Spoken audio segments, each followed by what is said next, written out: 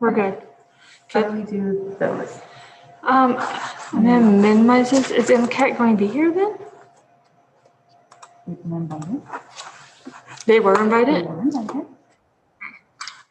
So where is, this is what? What's that going?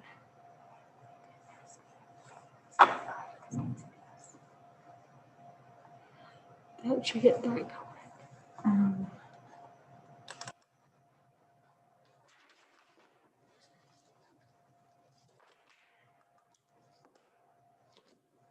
I don't think that they have.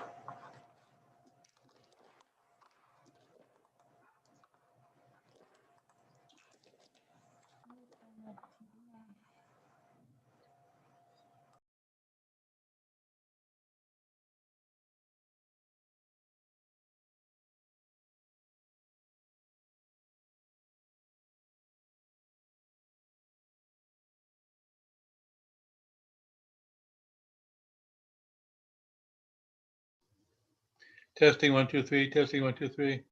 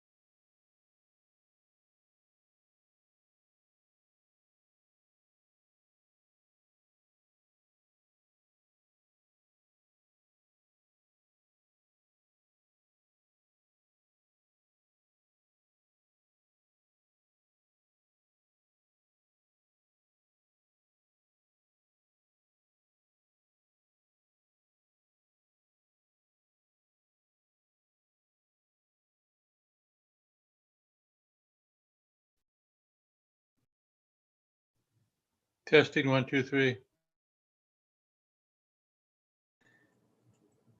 Dale, I can hear you, but I can't hear Cassie or Joe anymore. I can't either, and I can't see anybody. Yeah, I can hear you guys, but I can't see anything either. I just have a really weird screen.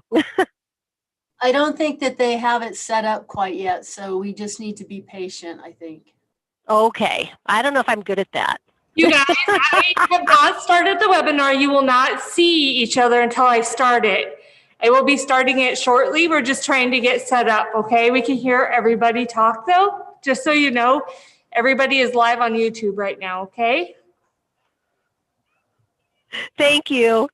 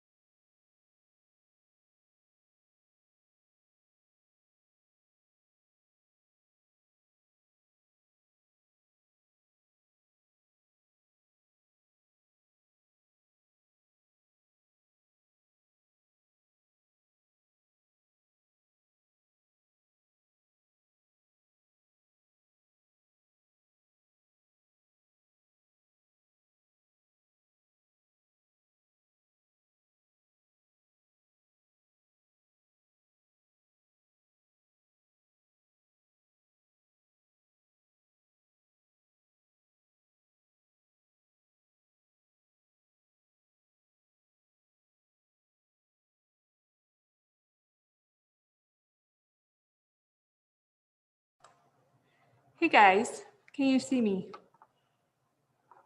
Yes. Okay.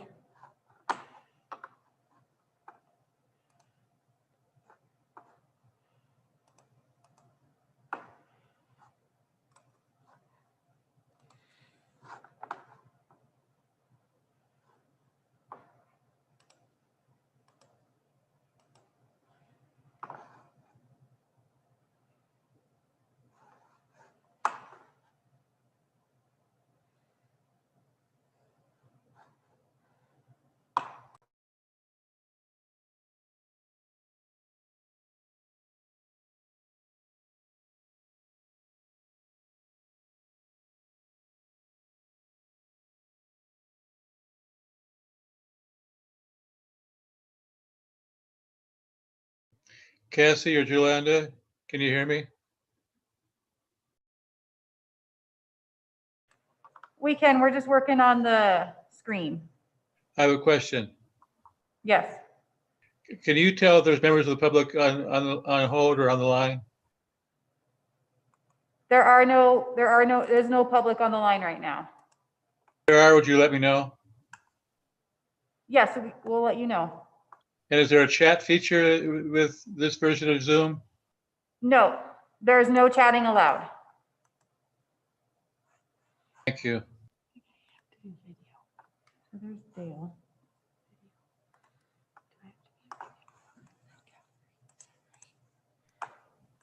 Good afternoon, everybody. Does everybody else have their cameras on?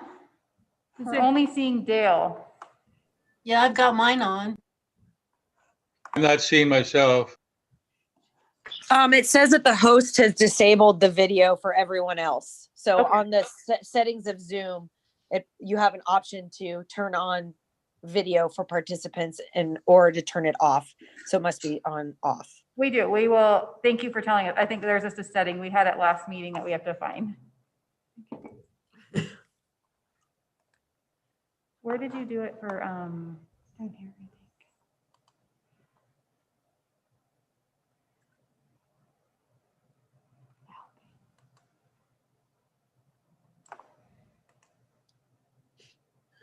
Do you remember where it happened with OSAC? Okay. We got Okay, there we go. Oh, there's Alex. Let's see who else. Oh, where'd that go? Okay, we're getting there. Thank you for bearing with us. Oh. Okay, team effort here.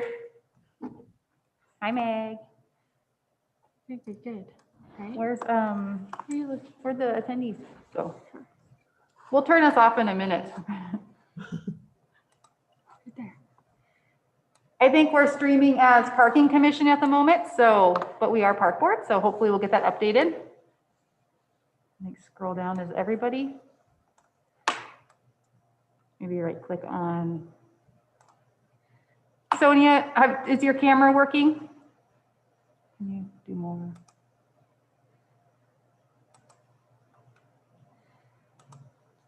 Shirley, can we see your camera? Make sure we're working.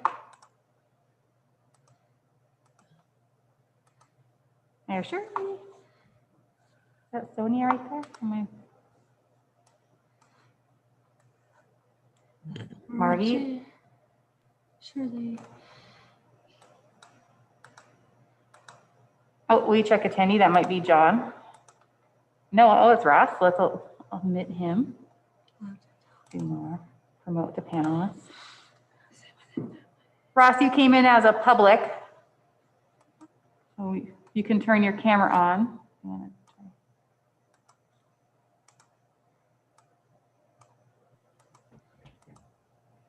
Okay, I'm in. This Thanks, is what I guys. call on-the-job training. Brand new.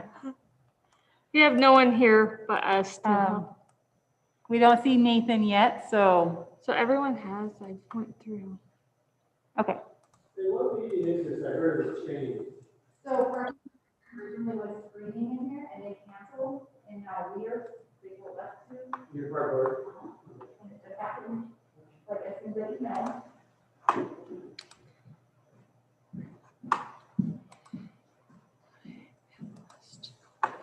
It's so nice to see everybody's faces. It's been a long time. Hey there, Sean. All right. Nathan should be coming. Yeah, I don't see. I think everybody. Okay. Linda McCarthy will be coming. Oh, sorry, I don't need the out. Will be coming as well. But she- Linda? That's right. She's on. here. Oh, there's Linda. Yay. Okay, I'm going to run to our room and I think we're ready. This has been streaming the entire time. So anybody who's watching gets extra time with us. Good? Yep, we're good. Let's do this. Ready to start the meeting?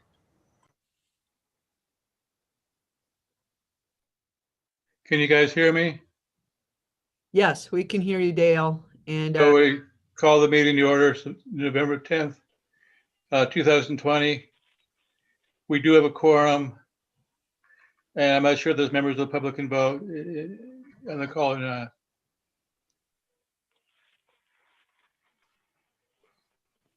the only public I see, Dale, are Linda McCarthy is here joining us, but she, I believe, is here to speak solely to the downtown master plan, downtown parks master plan.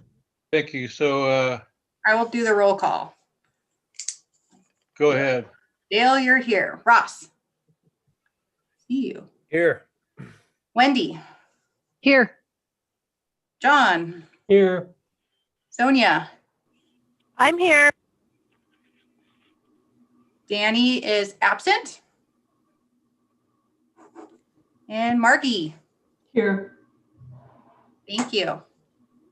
Thank you, Cassie. That's item 1.1. So we're all here, but Danny, let's move on to approval of the minutes, October 13th, 2020. Is there a motion to approve? I'd make a motion to approve the minutes, please. Is there a second? Wendy, second. Any discussion? Any comments from public? Hearing none, all those in favor say aye. Aye. Aye. Opposed? Motion passes.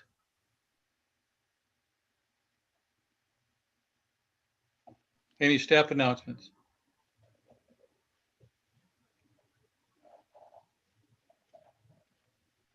Nothing at this time. Dale, we'll all cover it in our reports towards the end of the meeting. Thank you, Donna. Any comments from public or guests? Anyone wish to comment? We'll wait a few seconds here.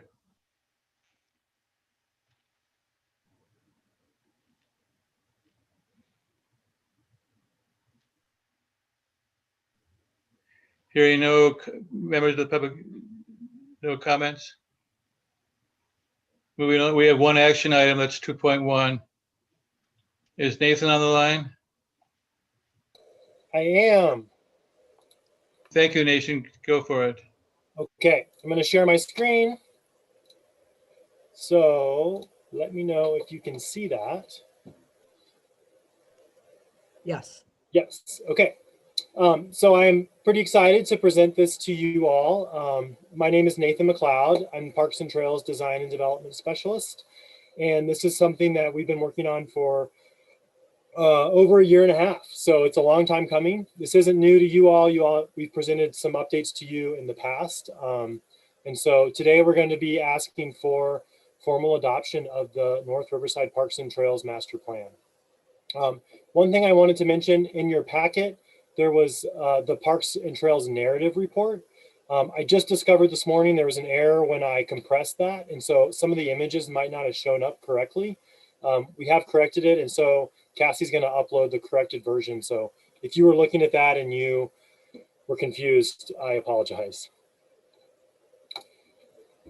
So the North Riverside Parks and Trails Plan has been an ongoing process. It came out of the Downtown Master Plan, and it's been this really wonderful partnership between Parks and Recreation staff, the Downtown Missoula Partnership, and Dover Coleman Partners, who are the consultants that were hired to lead the design process.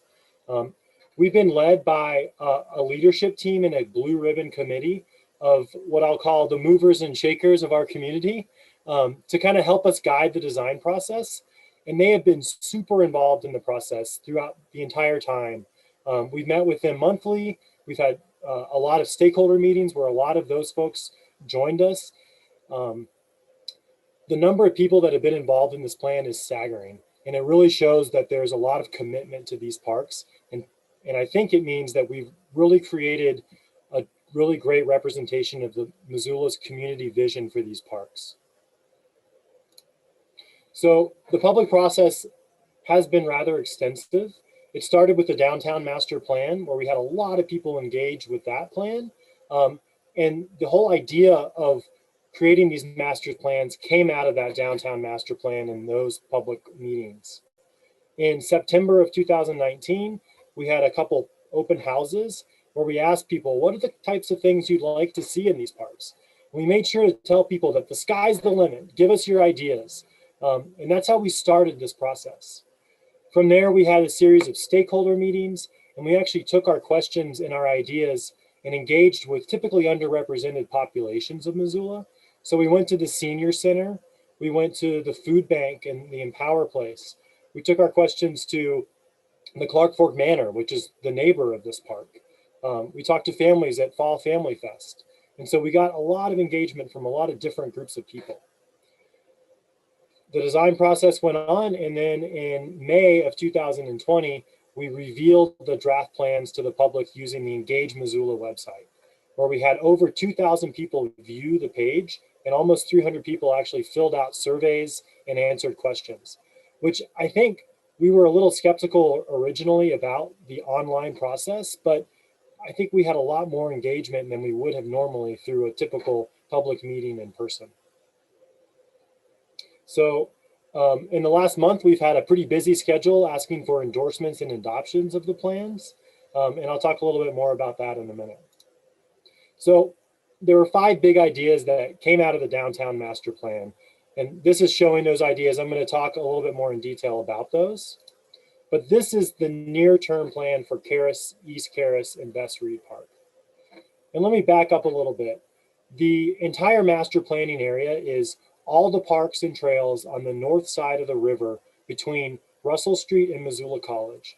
And so that includes Caras, East Caras, Bess Reid, as well as Kiwanis, Downtown Lyons, and Ron's River Trail that connects those parks together. So this is the near-term vision for Caras, East Caras, and Bess Reid parks.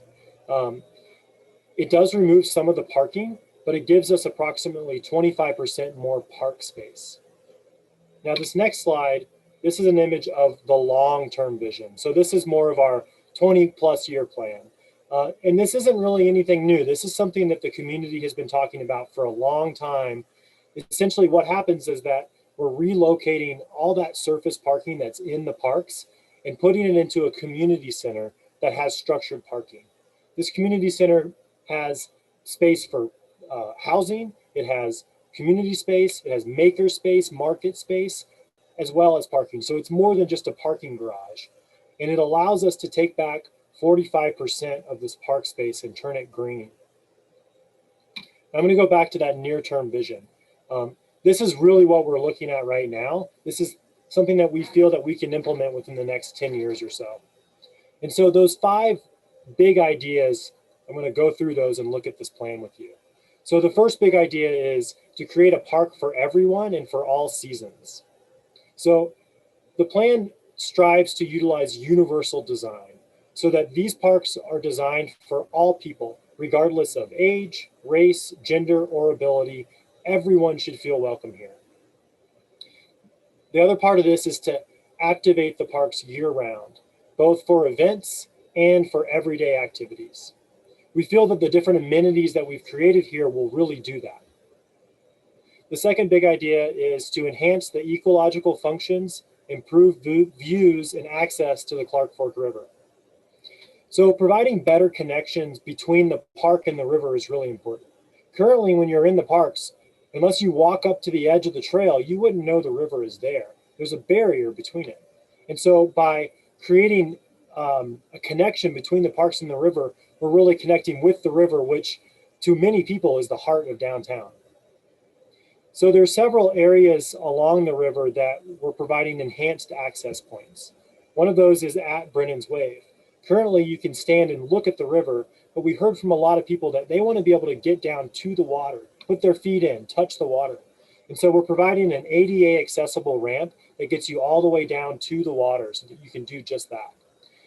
The same thing happens at the entrance on Patty Street, where there's a ramp that gets you to the water, and it's more of a naturalistic access point. By hardening and enhancing these access points, we're actually able to reduce erosion and help keep water quality as high and clean as possible. And with that said, green infrastructure is a really important part of these plans. We want to reduce and clean stormwater runoff so that we can reduce erosion and keep the water as clean as possible. So the third big idea is to update materials, elements, and landscaping. So in our open houses in September of last year, we actually asked people, what types of materials would you like to see here? What's the color scheme? What's the plant palette that you'd like to see, and what types of trees should be here? These plans have a truly Missoula aesthetic because of those questions we asked. One thing we heard from people all across the board was that they wanted to see more art in the parks. And so we've incorporated art throughout the design. There's large sculptures that actually will draw visitors down to the riverfront.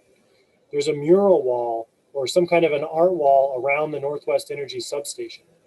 And the Higgins Avenue underpass can be painted and lighting can be installed to enliven and activate that space. The fourth big idea is to improve gateways and circulation. So the entire master planning area from Missoula College to Russell Street, we've looked at Ron's River Trail. We've identified segments that need to be connected and improved upon to provide a trail that's as much along the river as we possibly can to connect all the parks together. So in East Caras, and Bess Reed parks, we've identified some gateways to be created. So the primary access points are Ryman Street, Patty Street, and the Higgins Avenue Bridge. By using pedestrian-friendly lighting, trees, and materials, we feel that we can promote walking and biking into the parks, as well as create a gateway that draws visitors all the way down to the parks and to the river itself. So the fifth big idea is to support existing uses and design multifunctional spaces. So these downtown parks belong to all people, and therefore they must be designed in a way that accommodates a variety of uses. So for example, the parking lot in East Caras Park and at Patty Street is where the farmers market takes place. And it works pretty good for that for now, but as the market expands, we need to create a space that works better for a pedestrian plaza. So updating the materials, provide better planting islands and access into the parks through pathways is really important. But then by doing this, we also are still allowing parking to take place when there's not a market happening. Now, I mentioned the hill in Caras Park, the grass hill between the pavilion and the river. By removing the top of that and making a flat lawn space, we're actually better able to provide seating during events for people to watch bands in the band shell and performances in the pavilion, providing a place for people to sit down, to set their drinks and their food down so it doesn't roll down the hill. And then when there's not an event, it actually becomes a lawn space for people to play Frisbee, to lay in the sun after surfing on the wave, or to walk their dog. And then finally, I think probably the most multifunctional, multi-seasonal aspect of these plans is the ice ribbon. And so I want you all to close your eyes and pretend like you're walking down Ryman Street on a winter day. There's twinkling lights in the trees as you walk through this improved gateway. And you can hear music playing on an updated sound system as you enter the park. There's the sounds of children laughing as they skate around the ice ribbon. And you can see a fireplace where grandparents are gathered around the fire, watching their grandchildren skate. Santa Claus is set up on the side and kids are waiting in line to sit on his lap and ask for presents. There's vendors set up in the pavilion selling locally made Missoula wares for the holidays. And it's this whole atmosphere of this festive environment that just doesn't happen down there right now. And the same thing happens in the summer with the ice ribbon. Instead of ice, it's a summer skating loop where kids on bikes and roller skaters and rollerbladers are skating. There's a spray water feature in the center where kids are running through it, and there's plaza space and space for vendors to set up and people to eat lunch and have this summer activity as well. So I'm going to keep going with pictures here. Long-term plan. This is the Ron's River Trail overview map. And so this shows potential connections to connect the trail all along the river, as well as north-south connections across the river to connect to the trails and parks on the south side of the river. I mentioned Downtown Lyons as part of the master planning area. This is a really unique park. It's kind of the interface between the river and the urban center of Missoula. And there's a lot of potential that could happen here. We could utilize the river to create an additional surfway, provide trails through what's a really beautiful riparian forest. A community garden is something that this neighborhood could really utilize and creates an atmosphere where people will actually take ownership over the park. The idea of providing a playground and a picnic pavilion will activate the space and bring people into this park from the neighborhood. Oops. So this is Kiwanis Park. So Kiwanis Park already has a history of active recreation. There's a lot of college students that utilize this park on a daily basis for recreation. And so we're building upon that theme, adding additional volleyball courts, adding bocce ball and yard games, striping the tennis courts to provide pickleball, and then creating better trail connections all the way from the new Missoula Public Library down to Ron's River Trail to provide a better gateway into the parks and across the river to the university. So I mentioned we've been busy in October with endorsements and adoptions. All of these organizations have unanimously endorsed or adopted the plans. So we're going to ask you as Park Board today to also adopt the plan. So next steps. So pending adoption by Park Board and City Council, the implementation will begin. Now, this won't likely happen in a very linear way.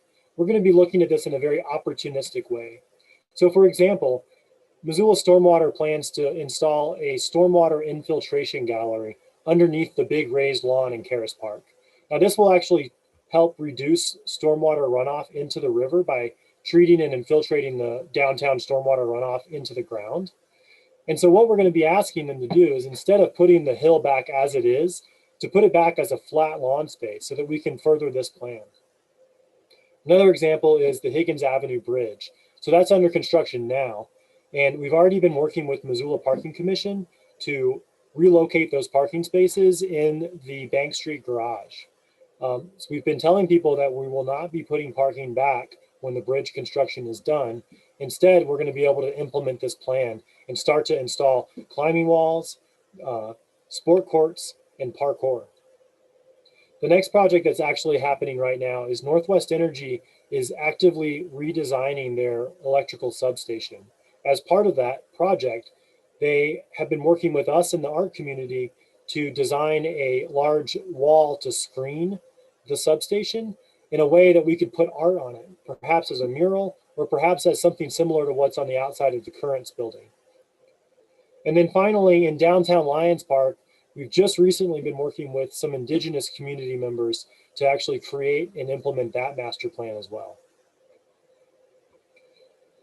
So that is my presentation for you. I will go back up here and leave this plan and take any questions that you may have. And I think Donna is here, and I believe Linda McCarthy from the Downtown Missoula Partnership is also here if you all have any questions.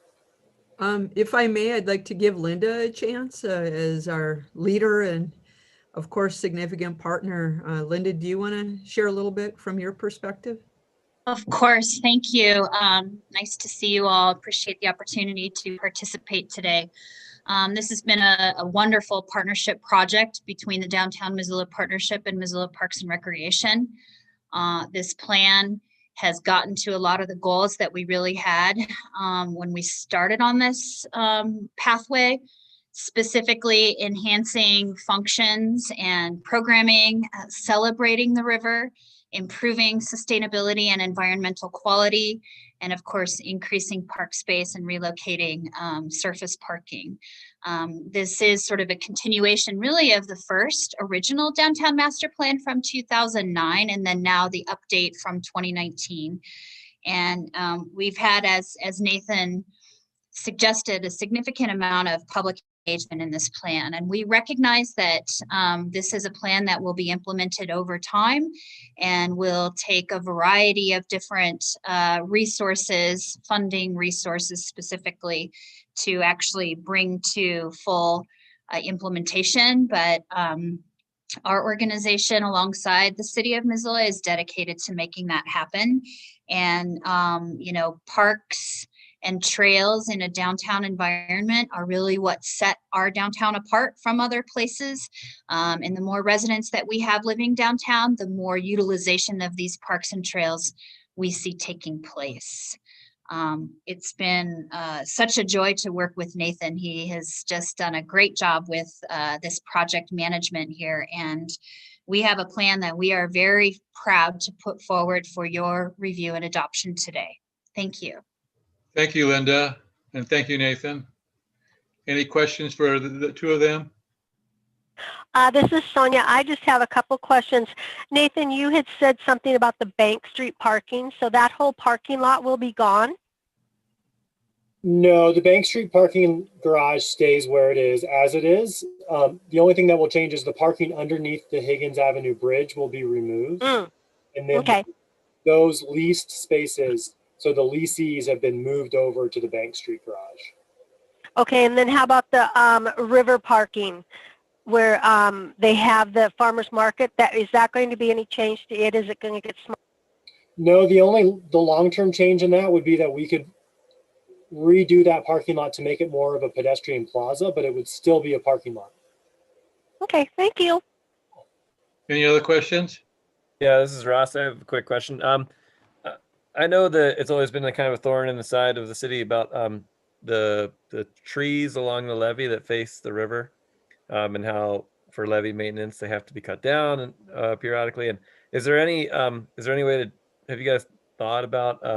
I know Tracy Campbell with Stormwater is working on this as well, but is there any progress that's been made or ideas that, you know, to somehow to beautify that area? Because like you said, I think people being able to see the river is important, and be able to get to the river is important. And right now we just kind of have the system where every 10 years we go whack down every willow that's there. It doesn't seem ideal for the perspective of a park design. That is something that we've been working with Tracy on, and Dennis as well. So the plan is that the reason that those trees have to get cut down is because the Army Corps of Engineers requires that anything with a caliper trunk size larger than 4 inches has to be removed in order to keep that levee as a certified levee. And so, yes, you're correct. What's happened in the past is every 8 years or so, basically go in and cut everything down. We don't want to continue that process. What we want to do is we will have to remove the cottonwoods, anything larger than 4 inches. But as we do that, we want to actually start to plant native vegetation, such as willows, native dogwoods, and other riparian species that won't get that big, so that we can still maintain vegetation, still keep habitat space, and then also meet the goals of Army Corps by allowing them to get in there and inspect the levee and keeping vegetation that's larger than 4 inches out. And has the Corps of Engineers approved that? We've been working with them on it, yes. Thank you, Nathan. Thanks, Nathan. Yeah. Hey, Nathan, this is John. You had talked about that the hill being replaced with this stormwater project. Will that impact the kind of stormwater that runs into the river just below Brennan's Wave right now? It's a little bit of an eyesore. It does significantly impact that. That is the primary outfall for all of the stormwater in downtown. And so the infiltration gallery, and I don't know the exact numbers, but it treats and allows, I think, the first 1.5 inches of any storm, the 1.5 inches of rainwater will actually get infiltrated into the ground, and so it will not spill into the river. Anything after that still will. There's also, if you ever go down there, there's always water running out of that outfall year round. Some of that is from dewatering from air conditioners in some of the buildings downtown. And that will no longer happen because that amount of water will be able to infiltrate into the ground. Yeah, I can give a little update on that from the utilities perspective too. It's crazy that water that you're talking about, we've done some research on it, and it's almost all coming out of the Florence building's HVAC system. There's like 250 gallons per minute coming out of one building's HVAC system that they're sending to the river. So it's all clean water. They have their own wells and they're just pumping it through their HVAC system and then out to the stormwater. Wow. But the pipe will still have to be there. If you're talking about an eyesore, the pipe that you see at Brandon's Wave will still be there. It just won't have water flowing through it, like Nathan said, for most of the year. We've been working with Morrison Merrily on the design of that too, and we have some ideas as to how to make that a little bit more aesthetically pleasing too. Thank you. Any other questions?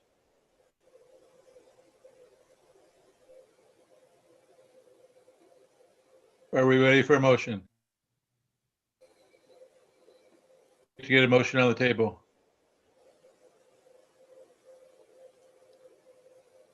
I move that the city park board adopt the North River Master Park Plan. Did I say that right? I don't have it in front of me. North Riverside Parks and Trails Plan. Yeah, that one. This is Wendy with a second. Any other discussion regarding this motion? Any public comment? Just wait a minute. Sorry, this is John with a discussion. Do we need to amend that so that it includes the plan narrative language in the recommended motion, or is that enough? Will that satisfy your needs, Nathan? The motion as stated?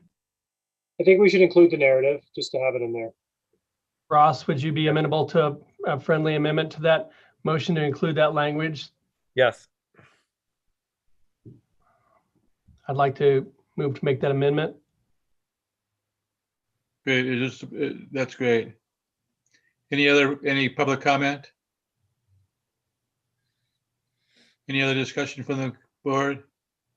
All those in favor say aye. Aye. Aye. Opposed? Opposed? Motion passes. Thank you, Nathan. Thank you, Linda. Thank you all very much. Yeah, Thank you. It's an awesome project. Yeah, it is. That's the only action item we have. So now it's time to move on to presentations and discussions and updates. And Don, I think you're up. We're on 3.1. Thank you, Dale. Again, just a thank you to the park board for the adoption of the Downtown North Riverside Parks and Trails Plan, including narrative and including all 5 parks in the Ron's River Trail.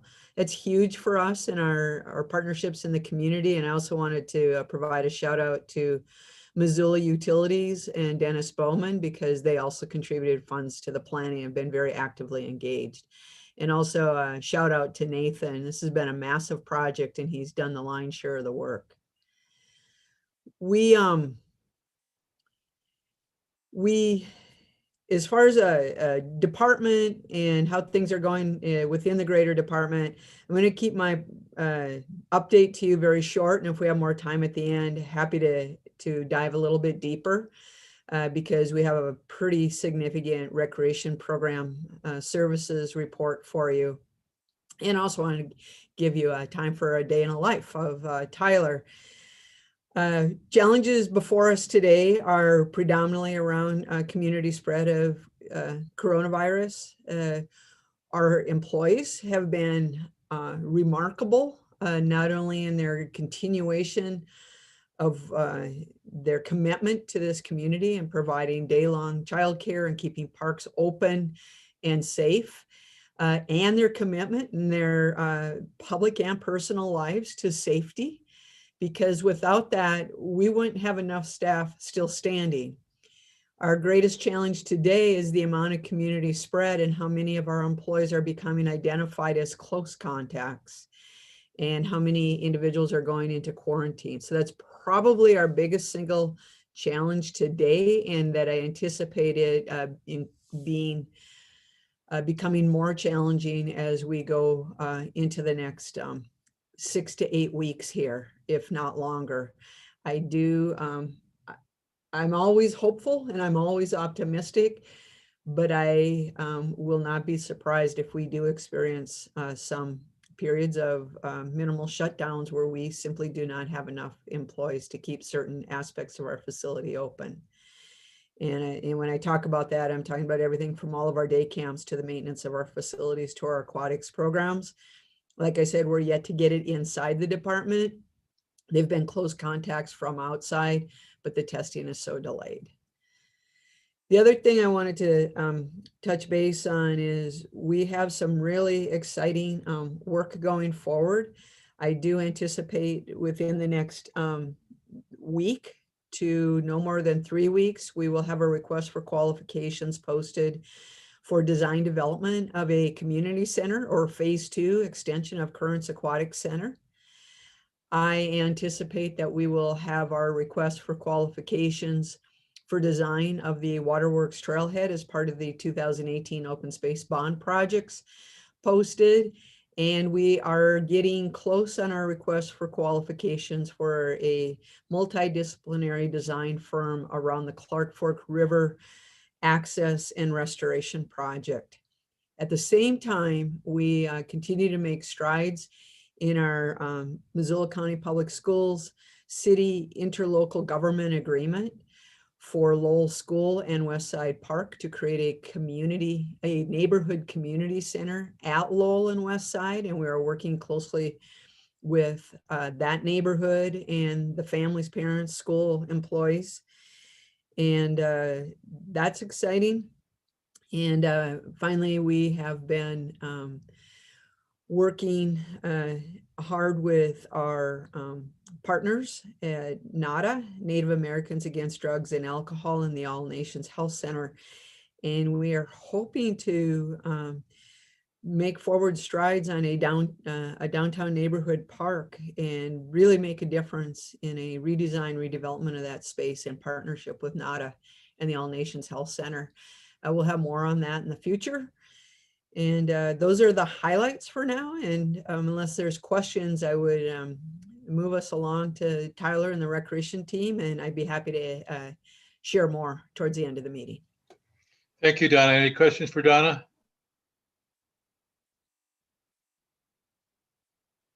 Hearing none, continuing on with our day in the life. Tyler Decker, who is recreation program coordinator. You're up to talk about what a typical day is like. Hello. As you mentioned, I'm Tyler Decker. I'm the outdoor recreation program coordinator. I'd like to describe myself as a family man, father of 2. I've been with Parks for 12 years now in various roles. When I first got hired on back in 2009, I started as a facilitator. And in that time, I've helped run any sort of recreation programming that Parks has offered. And after about 5 years, became a coordinator in the program. So I'd like to think my time on the ground, I've really gained a perspective on kind of the risk management and program dynamics of kind of what our staff and participants see every day. My job really has a lot of different facets, day to day or week to week, season to season. Any given day, I might be jumping in and helping with a group, going and providing support to whatever things might be going down throughout the day. But typically, I really work with our staff team and our administrative team of kind of Meg and Gretchen to program, schedule, plan logistics, staffing kind of dynamics. And then I also help run various programs like the volunteer program. So that looks like helping plan community events, small volunteer projects with individuals, workplaces, schools, anything that needs to be done in the parks, and kind of really cooperating with our maintenance staff who have formed really positive relationships with over the years to kind of blend our recreation programs with their needs in the parks and directly connect them with the people in our community to give back, which has been a really awesome part of my job over the years. I also work with Montech at the university to provide rentals for folks with disabilities to connect them with recreation gear. Specifically, our biggest area is through the Wheels Across Montana program, which we provide free adaptive cycle rentals. And so I'm kind of the contact through the university to connect people with those. And as a father with a daughter with cerebral palsy, I really value just having these resources and my role into kind of problem solving and connecting these families with these resources. And then, you know, day to day coming in, I could see anything. By 10 o'clock, I could get a call that an employee's out and I might be jumping in to help with a program for a morning, you know, making plans on the fly to adapt to weather, all these things.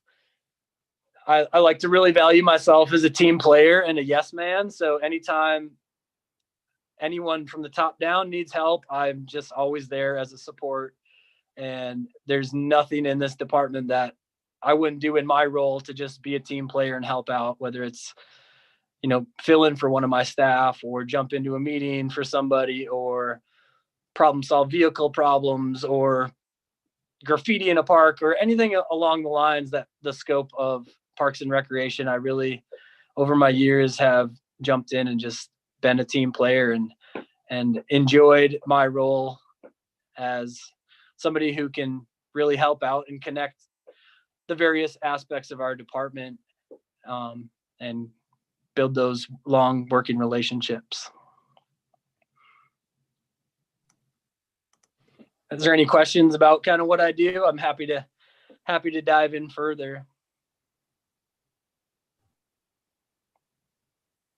Dale, if I may, and board members, Tyler he's a phenomenal member of our team, and he is completely accurate when nothing is too big, too small, too complicated, too crazy. Tyler is on it, and the individual of Tyler's integrity and energy, including his calmness, is we can't do what we do without him. And so just my hats off and appreciation to Tyler for the many years that he has given to our program and continues to give, and the generosity and kindness he shows every individual, regardless of where they come from, who they are, what they represent. There is no judgment, there's just service. So thank you, Tyler. Yeah. I just want to echo the thanks, Tyler. It was really fun to hear from you and learn more about your work, and amazing how you can step into everything. And I also just really appreciate the attitude you're bringing into it. So thanks for that little insight into your job. Thank you, Wendy. I'd like to say that there isn't anybody in Missoula that loves their job more than me. So I've enjoyed working with Parks and Rec over the years. That's awesome to hear. Hi, Tyler, this is Margie Costa, and I also want to appreciate or thank you for all the work you do and ask you, what was your highlight for this past year, and what are you looking forward to next year in your job? What project or what event are you looking forward to? I think my highlight in the last year was really overcoming the challenges. Sorry, that was my watch talking. Oh, no worry. I think my biggest highlight of the year was really, as a staff team and department, overcoming the challenges that constantly adapted with COVID and still providing high quality recreation opportunities for our community and our kids. As we approached our summer camp programs and watched kids be kind of isolated for 2-3 months, and then we were that first kind of stepping out back into some sense of normalcy for those kids and social interaction, to see how positive it went, and just the feedback from our community, how the parents really needed us and how important what we do was for our community this year. And I think that kind of culminated this fall as we got our CARES grant and we had a visit from the governor at our new indoor facility at the old library. I think that day for me kind of was a capping of everything that we've worked so hard for this year. And to see him come and acknowledge that and get to kind of see our kids in action, doing remote learning, playing in an indoor space, making artwork for him. You know, it was kind of like the year in a nutshell, and just really seeing that positive effect we have on our community. And, you know, Missoula's not the only place that has this need, but I feel like we have been able to meet those challenges and offer that quality service as good as anyone could expect. So really proud of that work. Thank you, Tyler. Any other questions? I think Margie got kicked off, but she had also asked like what you're looking forward to. Is there anything you want to add to that for in the coming year? Looking forward to, I think I like to step back and really look at some of the micro wins or positives we have every day. So like just last week, I got to step in and fill in for one of our staff and work with the kids. And I took them on a hike and we went up to the Peace Park and they rang the bell and they all said what they wished for that day.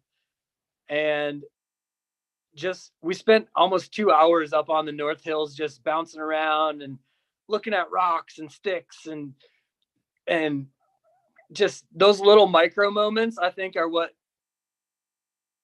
can really cement what we do and not always have to worry about everything going perfect day to day, week to week, year to year, but getting the chance to be with those kids and really remember why we do this and what some of those stressful days really pan out into. And those moments of kids in nature are what we are all about.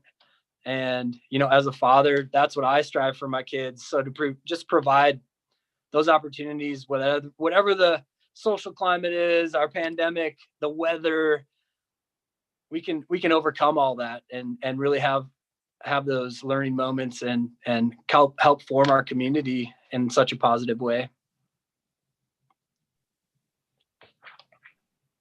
It's awesome. Thank you. Thank you. Apologize for leaving. My system crashed. I'm on my phone now. Thanks much. Hey, Donna, who for our November meeting, we'll do a day in the life. Cassie, do you recall? I can look it up if not. Marie will be next month from operations, so forestry or ecosystem services. That's great. Thank you. Any other questions for Tyler? Thank you, Taylor, very much. Thank you. I think next up is Shirley, the recreation program update.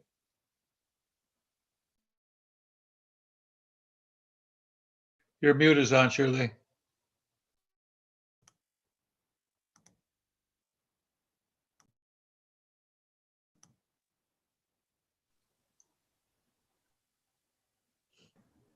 Okay. And I need to share my screen. Oh my gosh. Let's see. Parks Home 2.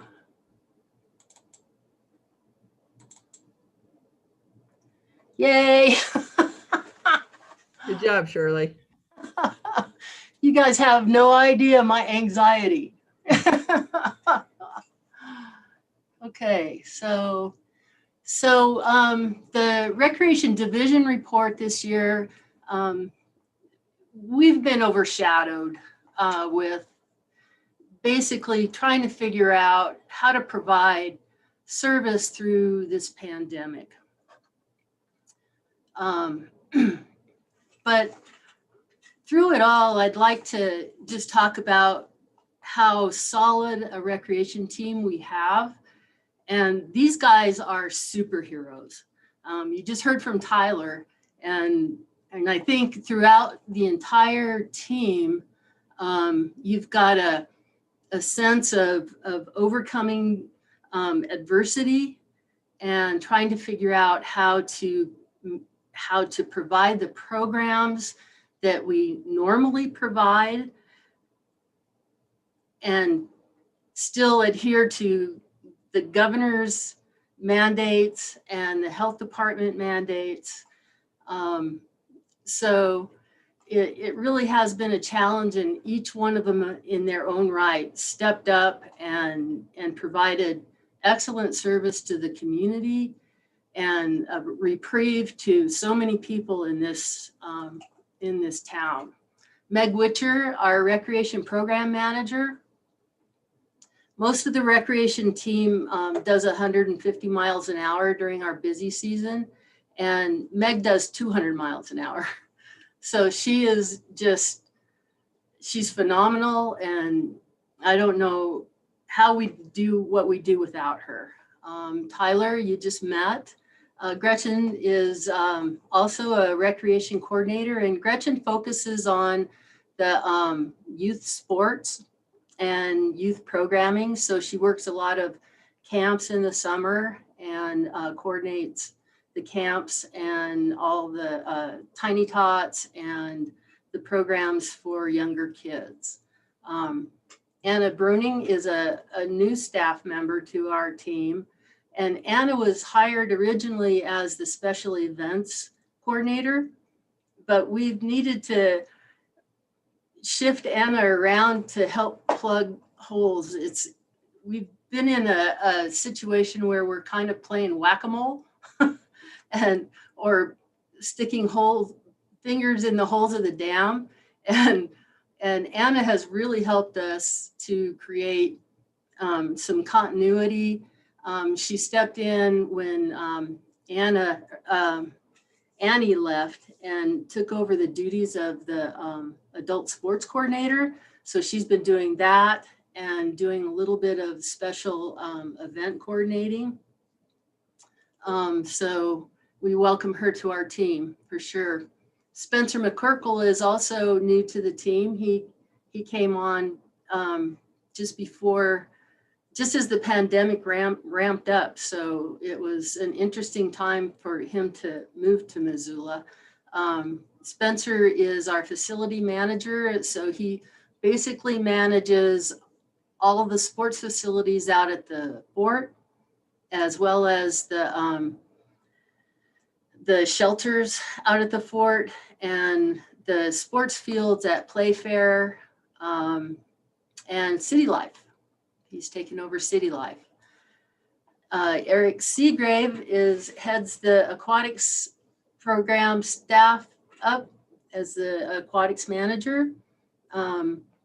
Eric he's been gone for a month now, a month and a half.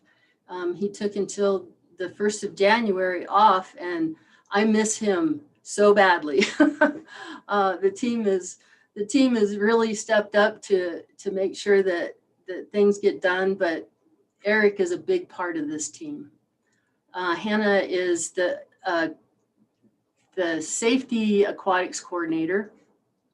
She is responsible for all the training and hiring of lifeguards, making sure that the schedules are done, and keeping currents running right now. She's my go-to person while Eric's been gone. Tori Learn came on with us last year. He's the program aquatics coordinator. So Tori's been focused on the program lessons or any events. We haven't had very many events, but just trying to figure out, that whole team trying to figure out how to run Splash Montana this past summer was phenomenal. When we were told that we could only have 50 people in each pod, which we only had 3 pods. So normally any given summer we'll have 90,000+ people through Splash Montana. And this year we saw a significant reduced number there. And then Colin is our food and beverage coordinator. And Colin is another one of those people that steps in wherever we need something to be done.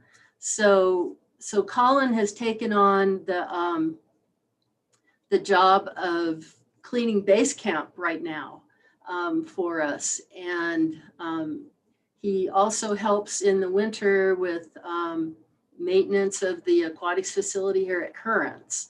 So we, and then in the summer, he does the food at Splash as well as the fort. And the fort normally concessions run all the way through October. And when we end the junior playmakers flag football. So they're just a phenomenal team, and we are so lucky. So some of the challenges that we saw over the season was trying to basically hire and train staff via Zoom and online homework. It was, I don't know how these guys pulled it off. So it was extremely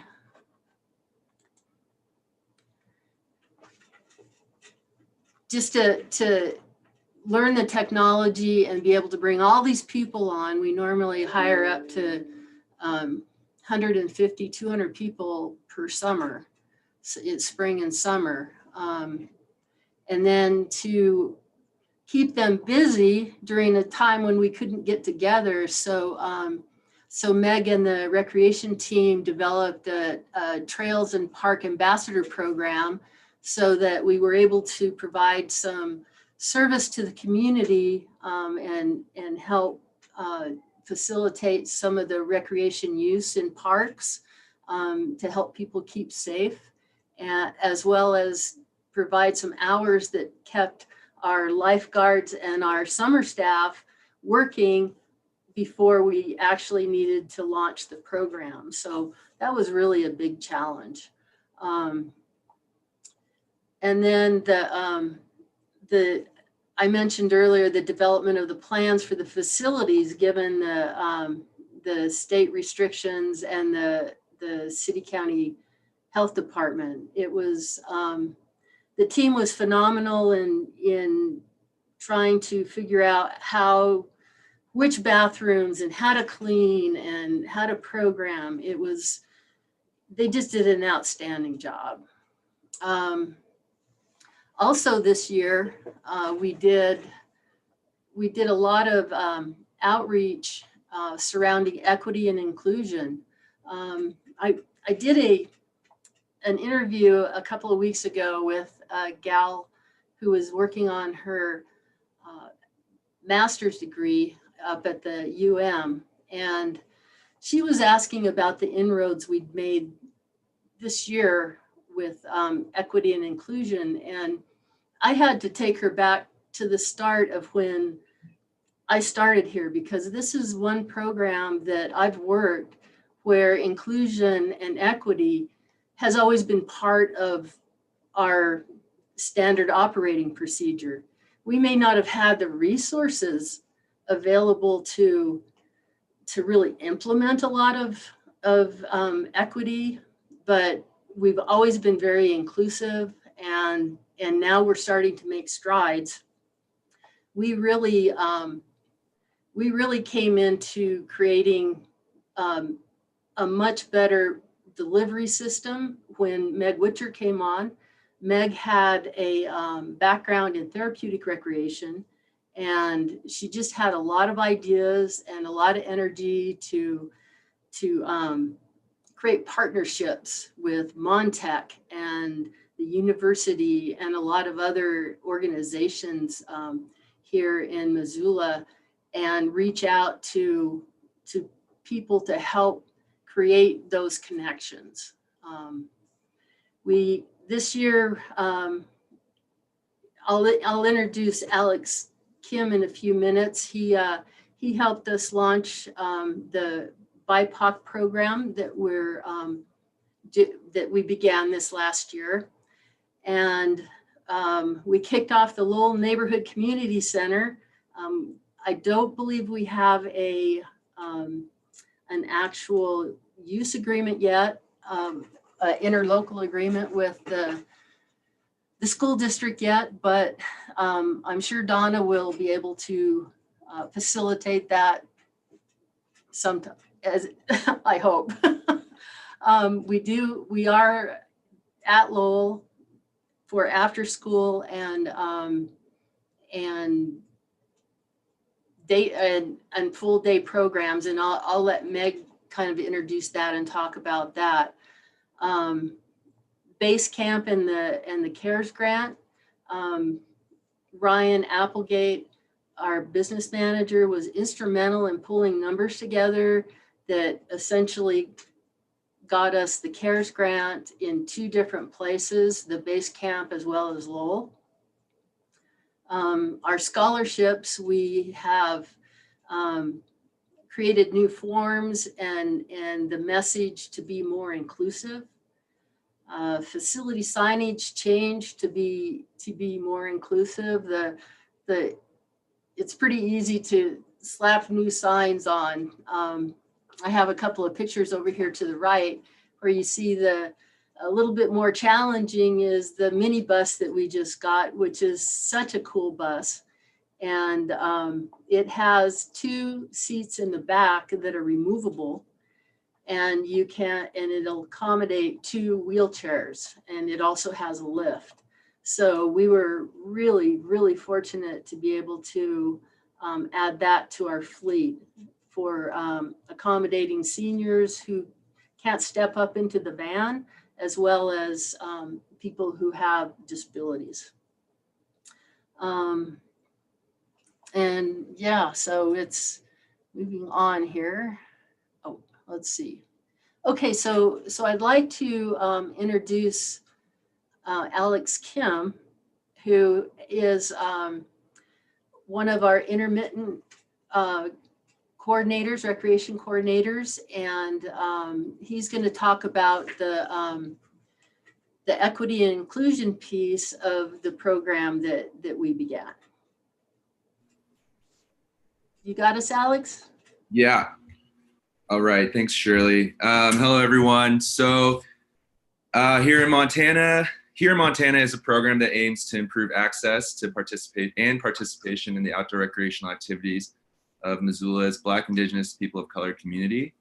Missoula is surrounded by public lands that are managed to provide exceptional access to outdoor recreation opportunities in city, county, state, and national public areas. However, demographic surveys of trail users in public areas within the city of Missoula have demonstrated a significant lack of users who identify as people of color.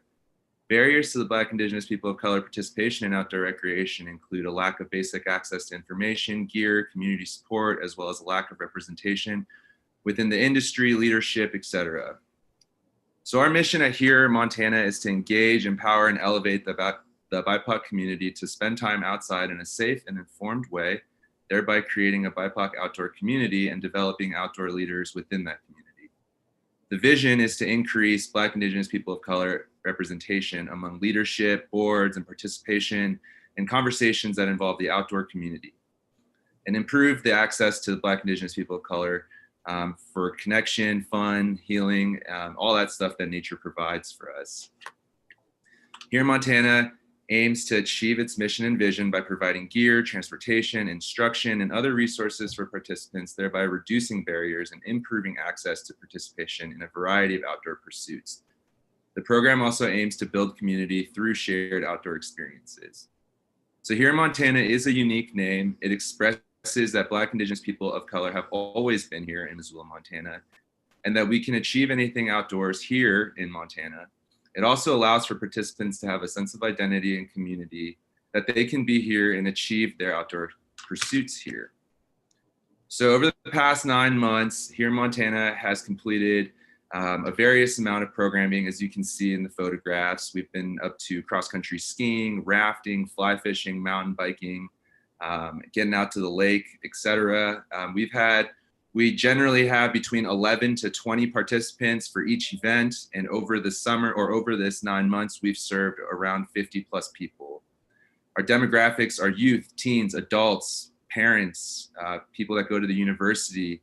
Our community partnerships are built upon relationships that I have through All Nations Health, Empower Montana, the YWCA, Soft Landings, the IRC, All Nations Health. So all of these people come together, and they're important stakeholders. They're voters, buyers, people who can have direct impact to the market and to the community.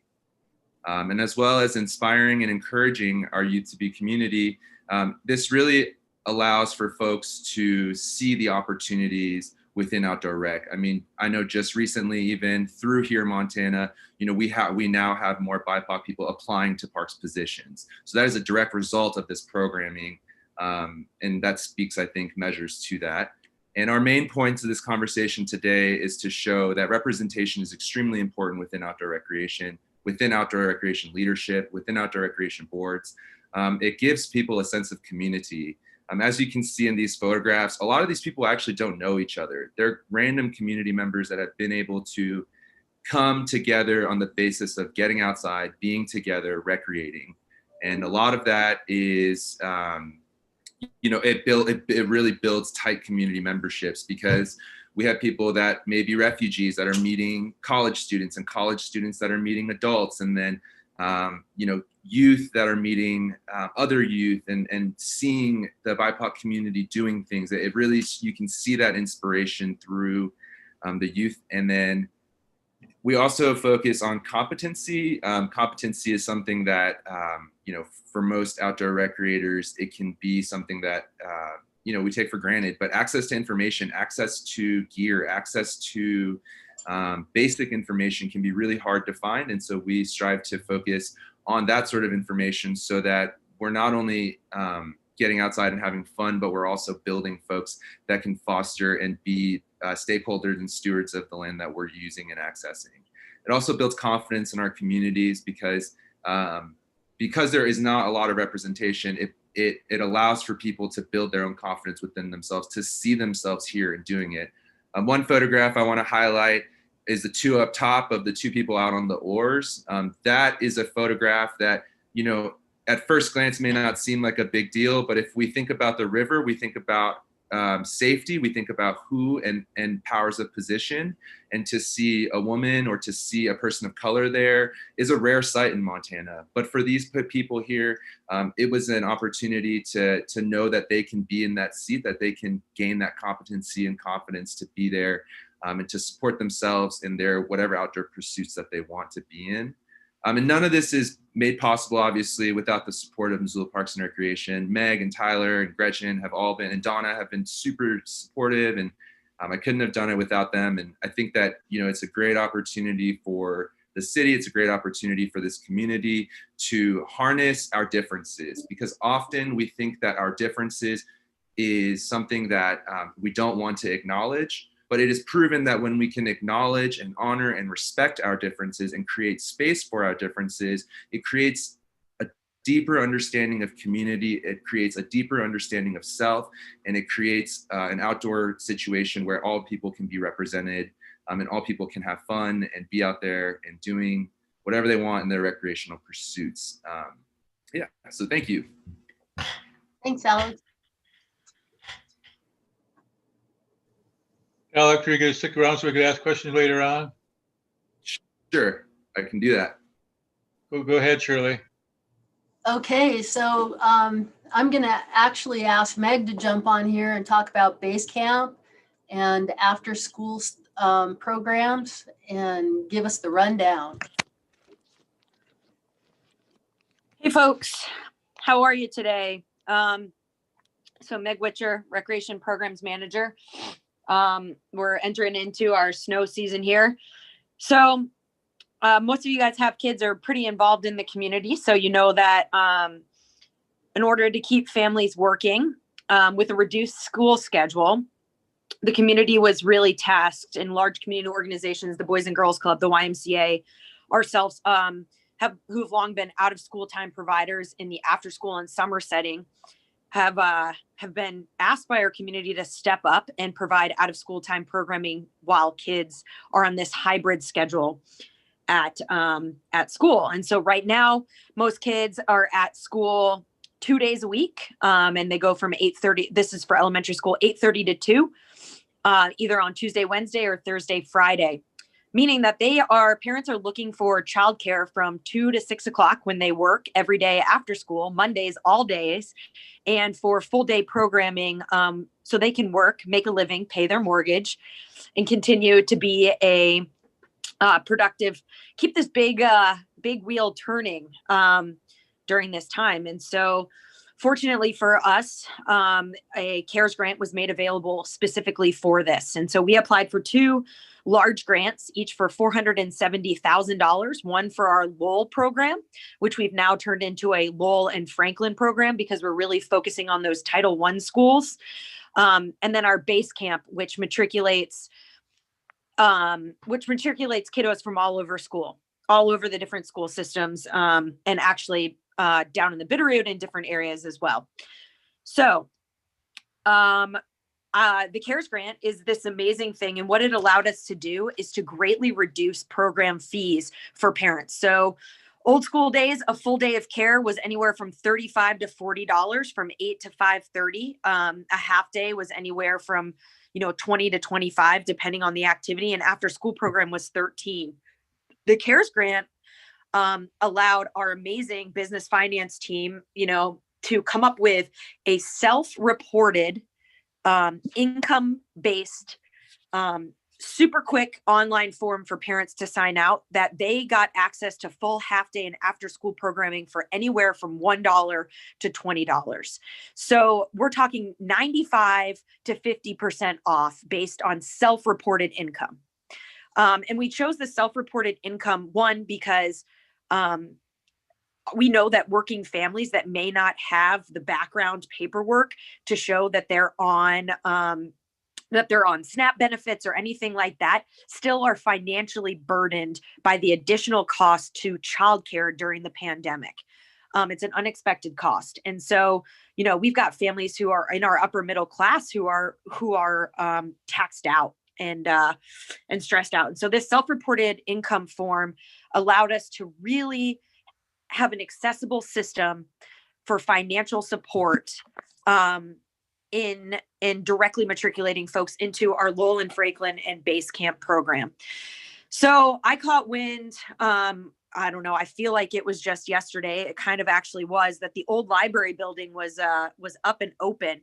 And as the winter months were rolling in, we knew we needed an indoor location. And this team pulled together in what feels like a nanosecond, emptied this library of every book and every bookcase. So we had members from, ecosystems management, from parks management, program staff, aquatics in this library, turning it into Base Camp.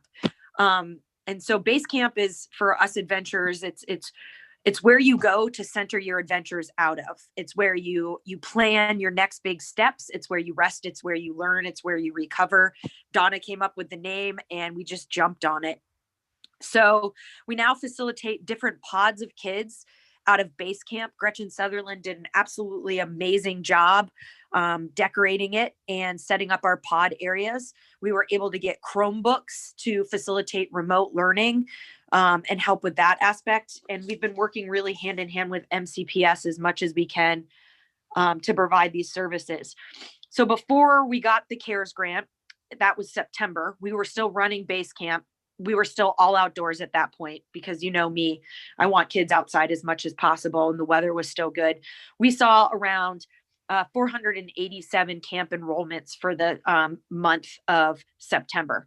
We get this CARES grant where we can greatly reduce program fees to be affordable for families, and we doubled enrollment in October. So we served 847 kids and families during the month of October at Base Camp alone. Then with the Lowell program, we see anywhere from, in our full day programs, see about 30 kids a day, and our after school program sees anywhere from 20 to 45 kids a day at after school program at Lowell. So one of the interesting things, and I'm going to talk fast because like Shirley says, I move fast and I know how much time this takes. I also, as much as I love the qualitative data of the smile on the kid's face and the stoke when you hit the bike jump, I'm a numbers lady. And so I pulled the numbers, and even with the pandemic, we saw more kids in summer 2020 than we did in summer 2019. You can see that number. We increased by 400 kids during a pandemic. And what that speaks to me is that parents and families are relying on our programming for more than just getting kids outside and active. It is a vital part of our community's health and well-being to provide these programs. During a pandemic, they turned to parks to trust us to place their kid somewhere so they could go to work. And you will notice our after-school numbers dropped off a little bit from 2019 to 2020, but that's because school was closed for, April, May, and most of June. So you'll notice that kind of piece of that puzzle. So Base Camp still is up and running as of right now. We all know that we're under the gun for a December 31st deadline. But because of this, it's been the rainbow of the pandemic for me is to be able to reach families we've never been able to reach before and really serve our community and reach out directly to some of our Title I schools and provide a really amazing scholarship program, for lack of a better words, for our families. Obviously, what are my concerns? One, I am constantly contact tracing and organizing groups and staff. Staffing is a big issue right now for us. Two, what's going to happen after December 31st and the CARES grant, if it's everything so up in the air with our national politics about whether or not we're going to be able to expend any more of the grant after December 31st. So what's going to happen? Are we going to have to raise prices back up? We're not sure. And then three, just providing top-notch quality, amazing recreation programming in a way that we've never really been faced to before. I've never been an indoor recreation programmer. So those are things that are all milling around in the rec program world, but I cannot emphasize enough how absolutely positively blessed in the gratitude I feel to be both a part of this management team. Without Shirley and Donna's leadership, I would be absolutely nowhere, from the random, 7 p.m. Sunday night text messages about what to do about a COVID case, to the Gretchens and Tylers and Alex who continue to create innovative programming in the face of a pandemic. And then to our intermittent staff who are the true heroes. They are 10 hours a day, spending more time with our community kids than the school system is, putting themselves during a pandemic working with these kiddos and their families. So that's my mouthful for my yearly park board report. And thank you guys for your continued support in what we do. It's 2020 has been a heck of a year. Thank you, Meg. So I would like to add to that the normal recreation schedule for the rec programs and the youth programs, mid-May through August those guys are doing 150 miles an hour. And then it starts ramping down in September and October with a few outdoor recreation programs. And then come November, December, all the full-time staff are able to take a vacation. They're able to do some planning and get the winter brochure done. And this year, they have literally been 150 miles an hour up through this date and probably through December and the rest of the winter. So they really have pulled out a lot of stops to serve this community. I just love these pictures. So a lot of the numbers from 2020 are from earlier in the budget year. These are budget year numbers. So They came from last summer, July and August, September, October. The Super and Tiny Sprouts program has not really it's been tough to provide programming for that age group through this pandemic. Junior Playmakers Sports, we ended up cutting our numbers in half this year.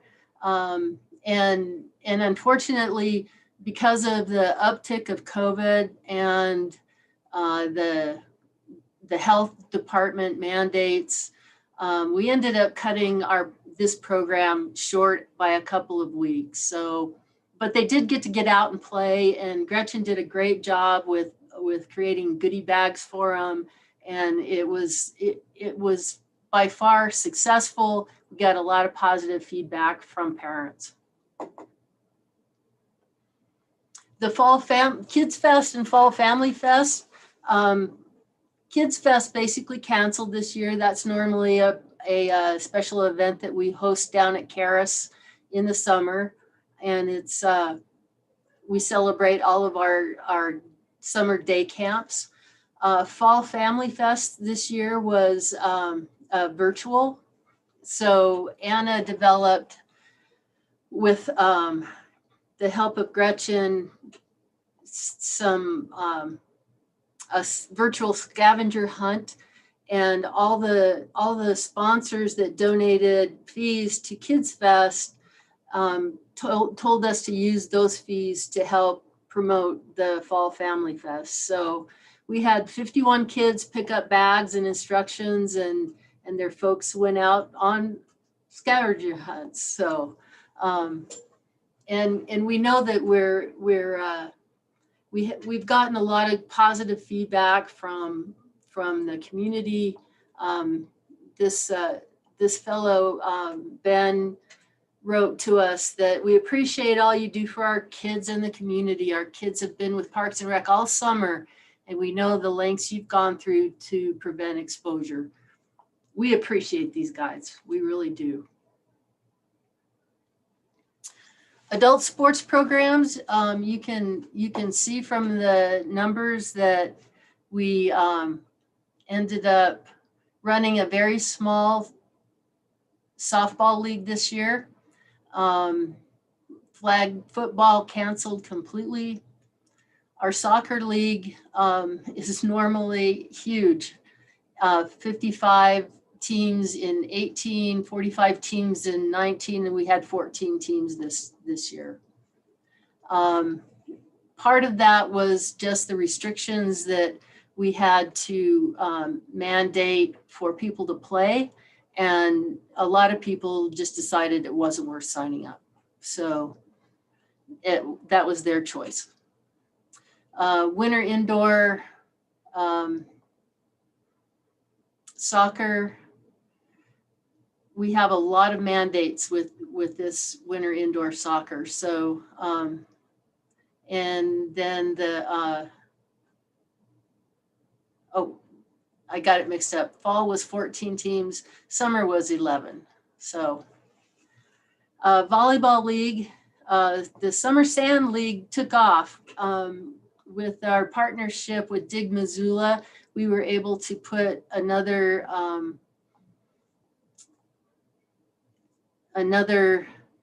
sand, upgrade the sand in another one of the pits. So there's a lot more people signing up. We're looking forward to working with them to replace the sand in the other two pits. So all 4 sand courts at Playfair Park will have a better, finer grade sand. And then volleyball this fall was at the sand pit again at Playfair, and the indoor so far has not materialized. Volunteers in the parks, we had 125 volunteers install the Kaboom playground in one day in Rose Memorial Park.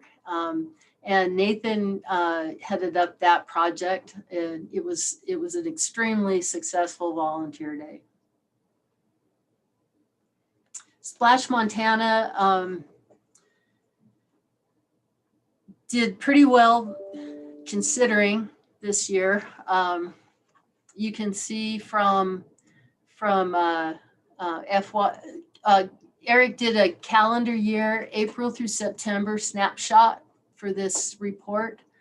You can see that in calendar year 19 versus 20, our numbers are down in every category. Punch passes, programs, rentals, and the food and merchandising here at Currents.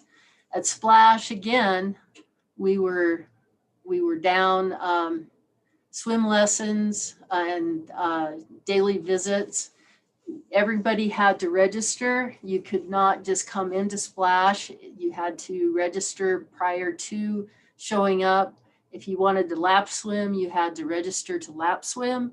And that was because we had to maintain and be able to track and trace that group of 50 people in the pod. So the 50-meter pool was 2 pods, and the slides and the pond were another pod. So essentially we were breaking up the days in programming slots and registering people for each pod. People were generally pleased with we got a lot of accolades for being able to figure out how to open. We weren't able to open the spray decks this summer, which was, I know that the entire community missed the spray decks. So they're like the playground, the wet playgrounds that we have. Currents, revenue and attendance obviously are down this year. I'm not sure how it's all going to end in the long run. With the new pod size of 25, we've had to cut what we can accommodate here at Currents in half for each programming segment that we've been able to do. So it'll be interesting to see how it all pans out. So you can see he pulled together some numbers for you. Currents, you can see the Currents calendar year 19 to 20. The discrepancy is significant. Splash, again, we've cut our revenue down by 3/4. Attendance, and again at Splash, attendance from 73,000 to 25,000. So it was a huge impact. Fort Missoula field use, again, everything canceled. Unfortunately, we weren't able to host any tournaments this year, and it really showed in our rental numbers and our revenue. The hours of rentals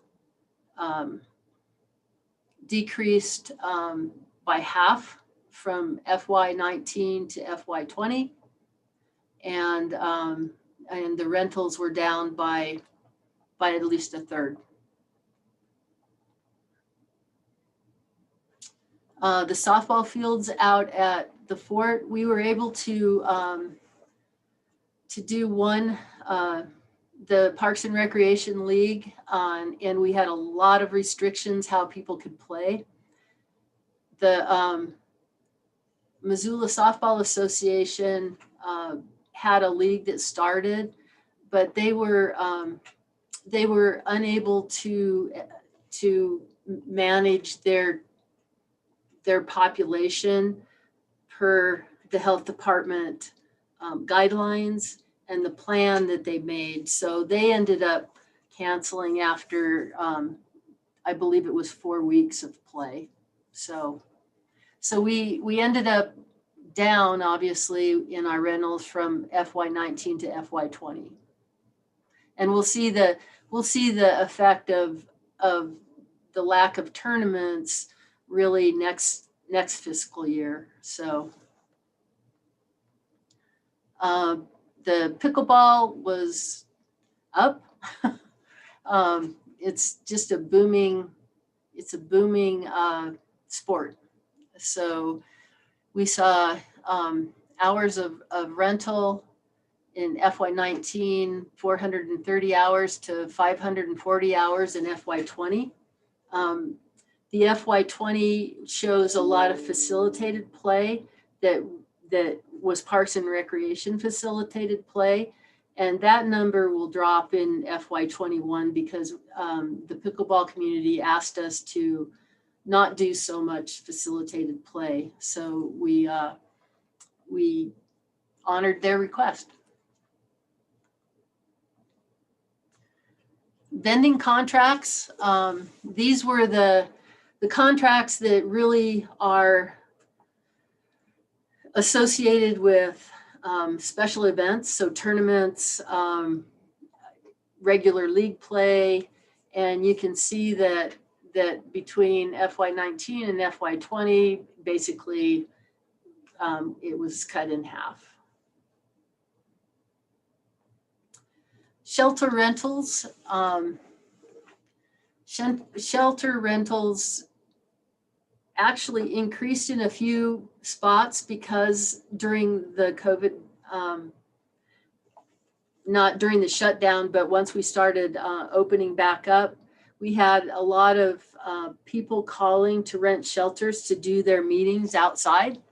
So some of the shelters were definitely used a lot more than normally during the week time for businesses to conduct meetings. Bonner has remained our most popular shelter, even with the pandemic. So.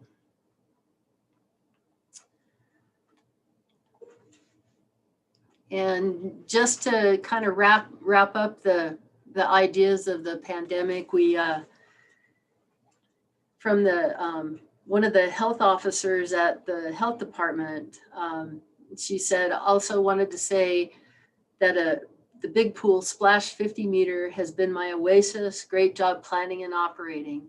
Anytime you get a pat on the back from the health department that you're doing a good job, we really appreciate that. And thank you all for your support. Thank you, Shirley.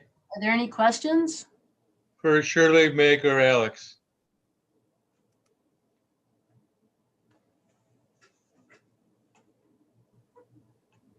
So Alex, when did you launch here in Montana? I launched last year, or I guess this year, 2020, in January or February, but we had been in talks, planning and building out a program with Donna and Meg months before.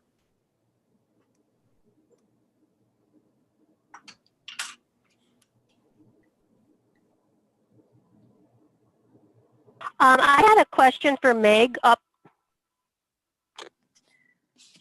Yeah, sure. Meg, I was just, now is that also going to be part of the one that the university is going to be using? Is that going to do the university children too? Yeah. So initially we had a separate program in the stadium at the university running through just about when things started to get super cold. But unfortunately, that stadium is very difficult to heat and very expensive to heat. So we matriculated the University of Montana program into base camp now.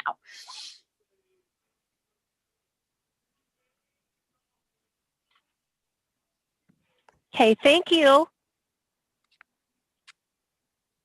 Any other questions for the crew?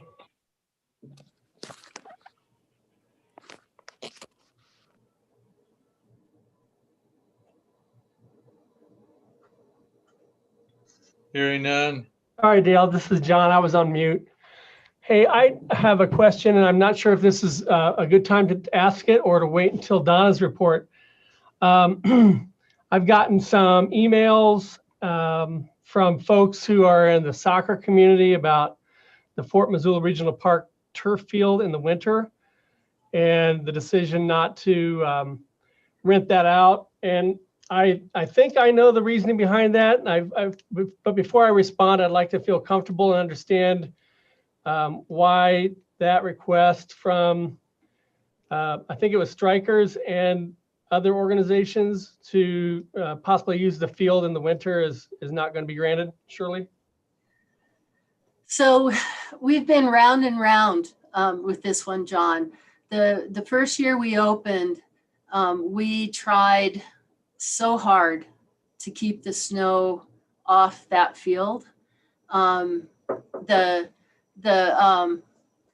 During construction, one of the value engineered items was the heat source that would have kept the snow off of the field.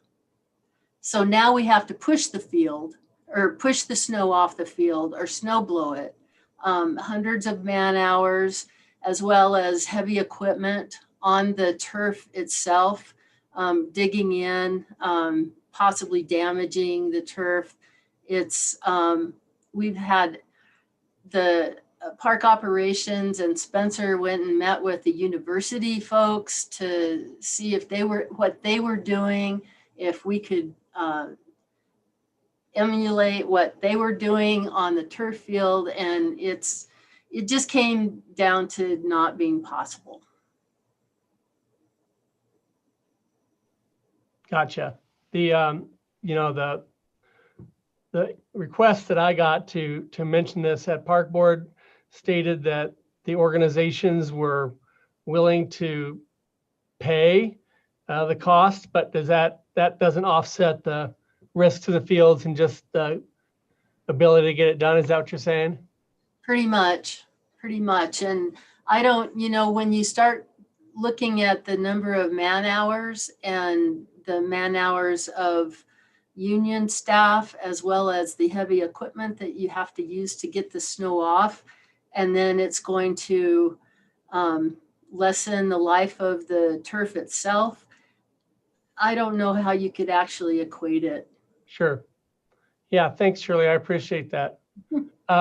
One other follow-up question after that is, if we get into a period of time where there is not snow on that field, will it be able to be rented at that time? Absolutely. Yeah. Well, good to know. Thank you. We always get a thaw, or we used to get a thaw in February. And anytime there was no snow on that field, we had it rented. Any other board member comments or questions? Thank you, Shirley, Megan, Alex, very much. Donna, would you be willing to go back and pick up where you left off with your director's report? Yes, absolutely. And also a personal thank you to me, or from me, sorry, to Shirley and the recreation team, and Meg's efforts in particular during this, along with the business functional work team. The unbelievable amount of behind the scenes work that has to happen through the registration process. And then also wanted to extend my appreciation to Alex for reaching out to our BIPOC community in a significant way. I think that's been a particular highlight, along with serving low-income families in our community with essential childcare. I'm really, really proud of our team and for keeping the system open and accessible for all throughout the pandemic. Hear, hear. From the developed park side, we have hired a new maintenance manager. His name is Lincoln Lake. He was a prior project manager for Rainbird, who happened to be the installers of our irrigation system out of Fort Missoula Regional Park. Lincoln has been around the community for quite a while. His references were phenomenal. He probably doesn't even know how good they were. And he is the newest member of our team. He'll be reporting to TJ Machado in developed parks. And what we'll be doing this winter is we're going through our maintenance impact statements, our list of maintenance activities that need to occur. And once again, we're trying to figure out how best to structure that unit because they have a massive amount of work to do. We are holding 3 maintenance tech assistants over for winter for 3 reasons. One is workload. We feel like we're fairly well behind in all areas and could use some catch up. And we did have vacancy savings because it's taken us multiple efforts towards hiring an urban forester under Morgan. But also Corey Cowart, who's been with our department for perhaps 15 years or longer, has accepted a position in Public Works Streets. And so we needed to replace him and for the winter because he's one of our full-time maintenance techs and excellent employee. So hate to see him go, and Brian definitely got a good one. And then we will be looking internally at that MIS, maintenance impact statement, and those parklands, and figuring out what our greatest needs are to fill that position. So that's what's going on in developed parks, and TJ will be before you in January to share more in depth. But they've been trying to pluck away at various projects in Whitaker. We got the nature-based play space installed just this week, I believe. Playground fall material at River Pines Playground, and fencing in Linda Vista Parks. And then we have spent quite a bit of time this season with volunteer efforts, efforts by Conservation Lands and Developed Parks and Urban Forestry in Bellevue Park. So I think it's starting to shape up. In ecosystems, Rattlesnake Dam was really our big project, the restoration. We're super pleased with the way that has gone and the way the partnerships developed. Clancy did an awesome job of coordinating the volunteer planting. 20,000 planted pots and willow stakes in a 2 to 3 week period mostly by volunteers. We also, Kate Sousa left us this summer after serving several years as our Conservation Lands maintenance tech. And Mike Nonemaker will be our new maintenance tech. And he comes with a background in construction, leading crews and restoration ecology. And so we're excited to have him. We are interviewing for the urban forester later this month, and we're very hopeful. We have some excellent candidates ranging all the way to the East Coast and to this quite a ways to the south of us. So we're very hopeful that we find a candidate that fits Missoula. I mentioned earlier the Waterworks Trailhead project. Projects and planning, so Neil and Nathan's area, that we've pretty much overwhelmed, I'll just put it that way. Nathan has a number of projects besides the Downtown Parks and Trails project. We have West Side Phase 1 under construction, Portalet Station, and ADA accessibility to that station going into Rose Park. We're working on one for Sacagawea.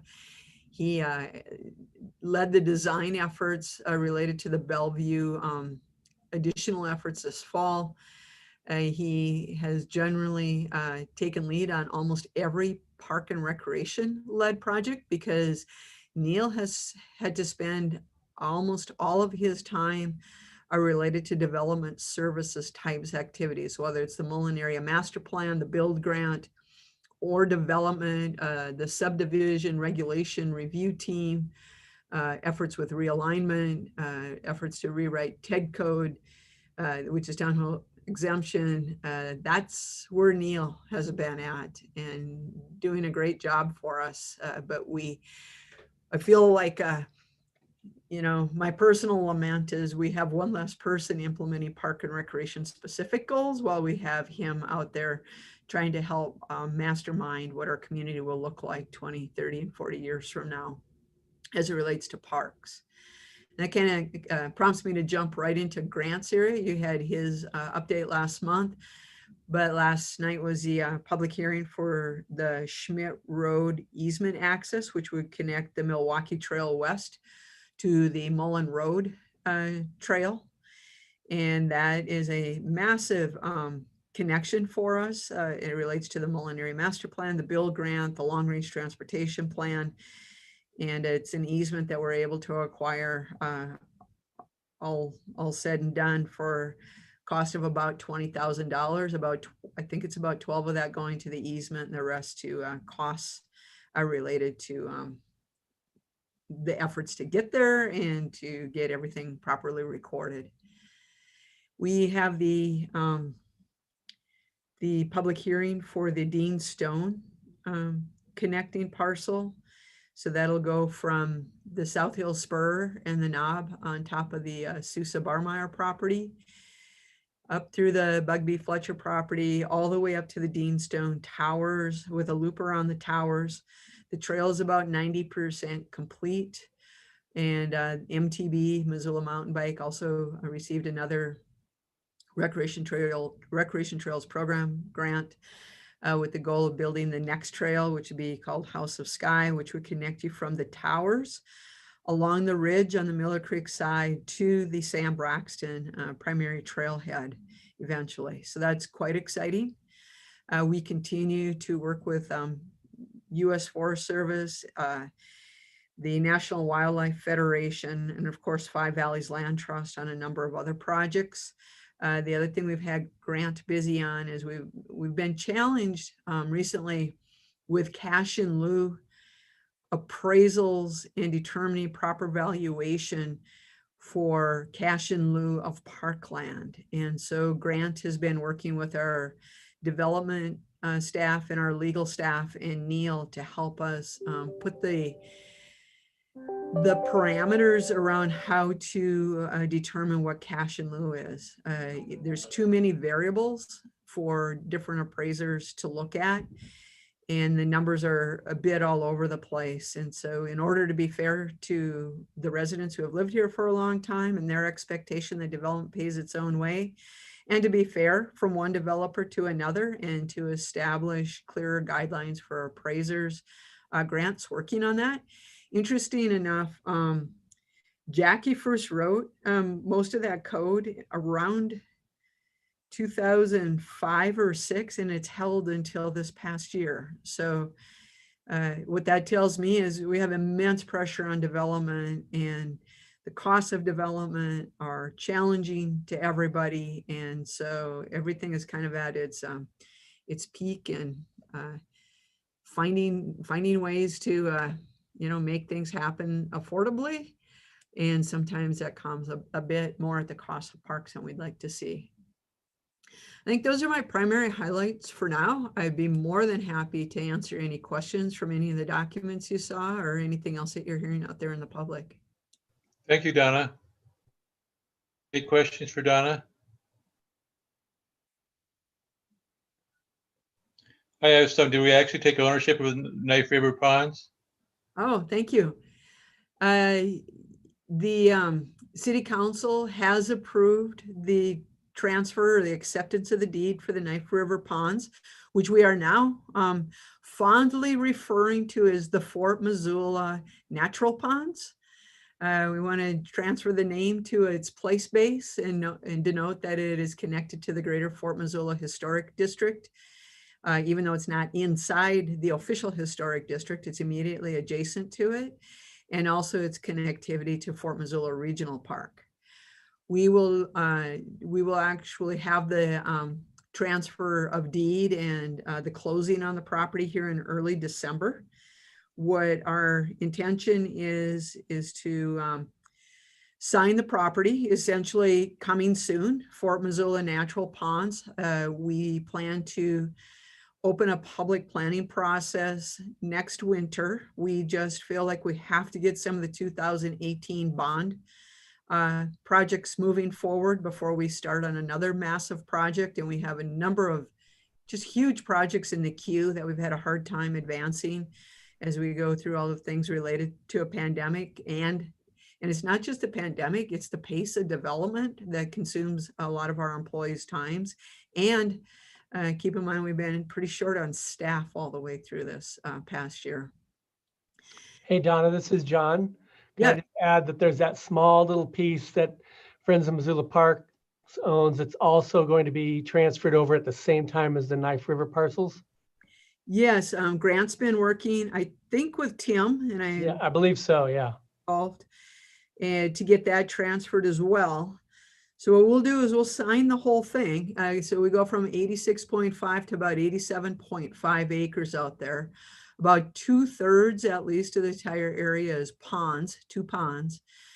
And then what we're going to do over the course of the next year is we'll be monitoring it, for all wildlife.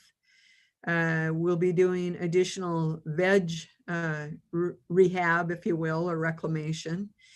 I want us to go ahead and get a new topographical study done, including underwater, so we know where the banks are at and what we're left with.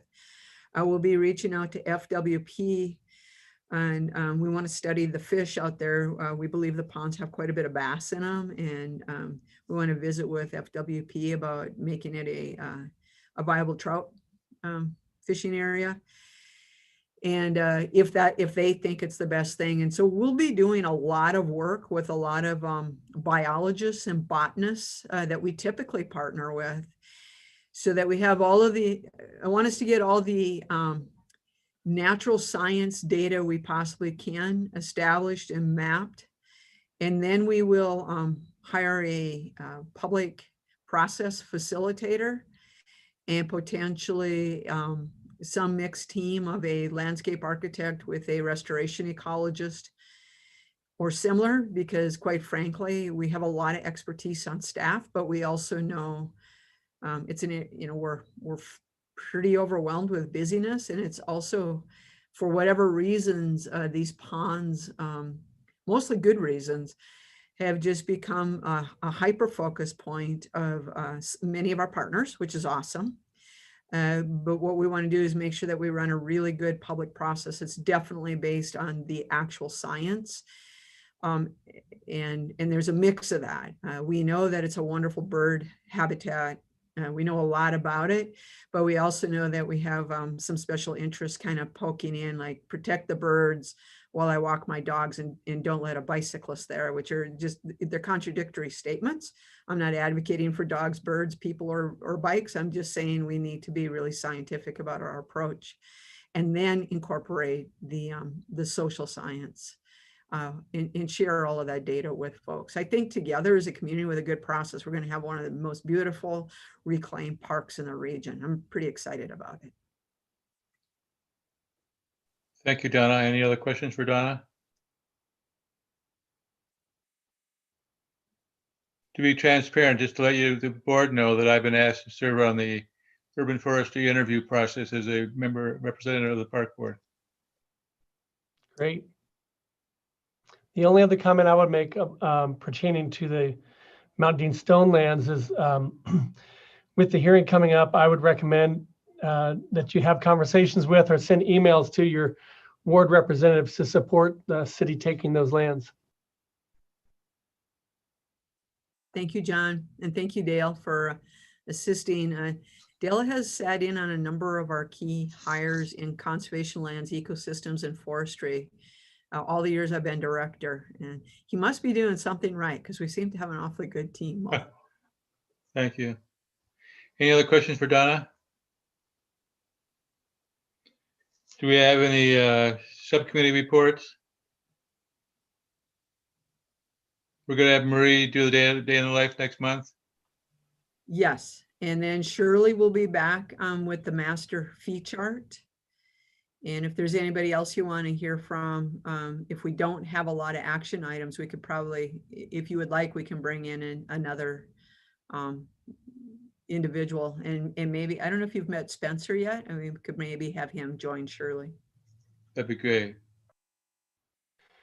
The only other thing I would ask is that it might be cool for Kicks and Grins to get a job description on the individuals who will be making the presentation, so we can kind of look at it before the meeting and just think about that as compared to what they're actually doing. It'd be good to know that. Okay. Any other questions? Any other board comments? We ready to adjourn?